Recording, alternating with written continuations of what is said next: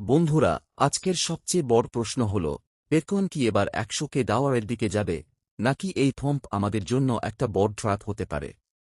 Bitcoin 64K ডলারের level থেকে প্রায় 24% একটা দুর্দান্ত ফর্ম দিয়েছে।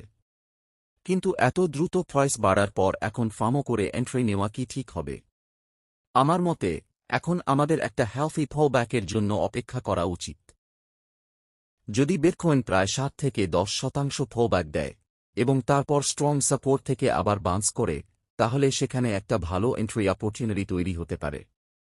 যদি বিটকয়েন তার বুলিশ মার্কেট স্ট্রাকচার ধরে রাখতে পারে, তাহলে পরবর্তী বড় টার্গেট হতে পারে 100K ডলার। আর 100K-র উপরে যদি স্ট্রং ব্রেকার এবং কনফার্মেশন পাওয়া যায়, তাহলে বিটকয়েন তার অল টাইম হাই আবার ব্রেক করার চেষ্টা করতে পারে। তবে বন্ধুরা, একটা কথা সবসময় মনে রাখবেন, ক্রিপ্টো মার্কেট অনেক বেশি ভলাটাইল।